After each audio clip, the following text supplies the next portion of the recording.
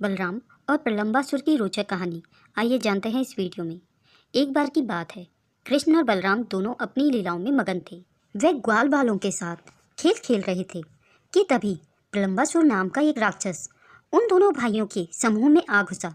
वह कृष्ण और बलराम दोनों का अपहरण करना चाहता था। खेल में कृष्ण एक चरवाहे लड़के की भूमिका निभा रहे थे, क्योंकि भगवान कृष्ण तो सब कुछ जानते हैं।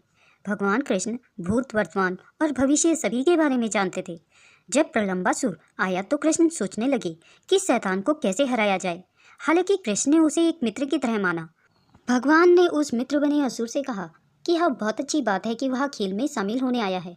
कृष्ण ने अपने सभी मित्रों को बुलाया और उनसे कहा कि वह जोड़े में खेलें। सभी ग्वालबाल कृष्ण की बात को मानकर कुछ ग्वालबाल कृष्ण के पक्ष में हो गए और कुछ बलराम के पक्ष में। उन्होंने द्वंद्व युद्ध में खेल खेलना शुरू किया। द्वंद्व युद्ध में हारने वाले सदस्य को विजयी सदस्य को अपनी पीठ पर उठाना पड़ता था। सभी ग्वालबाल खेल भी रहे थे और साथ ही भांडीर वन में जंगल में चलते हुए गायों की देखभाल भी कर रहे थे। बलराम की टोली, जिसमें श्रीधामा और विशप थे, विजयी हुई। तब भगवान कृष्ण की टोली को उन्हें भांडीर वन के जंगल में अपनी पीठ पर उठाकर ले जाना पड़ा।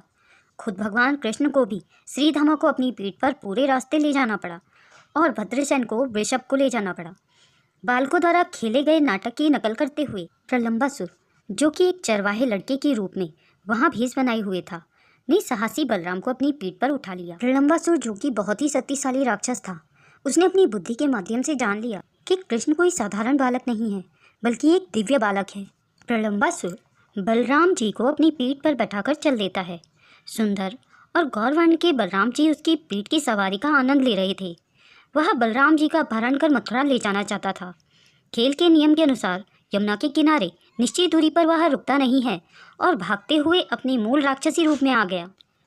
बलराम ने देखा कि राक्षस का शरीर बादलों की सीमा तक फैल रहा था। उसकी आंखें धधकती आग की तरह चमक रही थी और उसके मुख में नुकीले दांत चमक रहे थे। पहले तो बलराम राक्षस की रूप को देखकर हैरान रह गए और फिर वह सोचने लगे, यह कैसे हो गया। लेकिन स्पष्ट मन से वह ये सब जल्दी ही समझ गए कि वह उन्हें उनके मित्रों से दूर ले जा रहा है और उन्हें मारना चाहता है। और क्रोधित होकर अपनी बंधी हुई कठोर मुष्टि से उन्होंने उसके मस्तक पर बड़े ही वेग से प्रहार किया। यह मुक्का प्रलंबासुर के सर पर एक वज्र के प्रहार की तरह पड़ा, जिससे कि राक्षस सिर कुचले हुए सांप की तरह जमीन पर गिर पड़ा और उसके मुख से खून बहने लगा। जब राक्षस जमीन पर गिरा तो बहुत ही भयानक ध्वनि उत्पन्न हुई और उसकी वहीं मृत्यु हो गई। गर्ग संहिता के अनुसार उस राक्षस प्रलंबासुर के शरीर से एक विशाल ज्योति निकली और बलराम जी के शरीर में विलीन हो गई।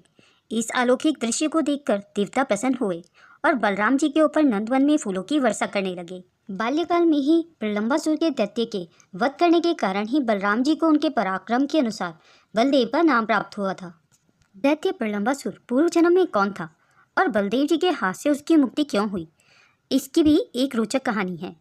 यक्षराज कुबेर ने भगवान शिव की पूजा के लिए फुलवारी लगाई थी, पर कोई न कोई उसका फूल तोड़ लेता था।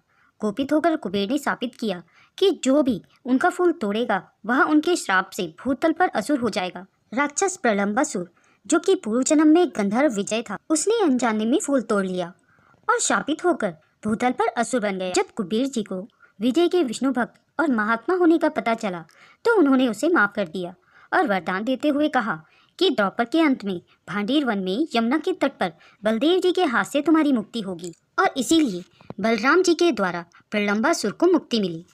दोस्तों, अगर यह वीडियो आपको पसंद आई हो तो इसे लाइक और शेयर जरूर करें। अगर आप मेरे चैनल में नए हैं और ऐसी ही रोचक कथाएं सुनना पसंद करते हैं तो मेरे चैनल को सब्सक्राइब करें। वीडियो को अंत तक देखने के लिए आप सभी का बहुत बहुत धन्यवाद।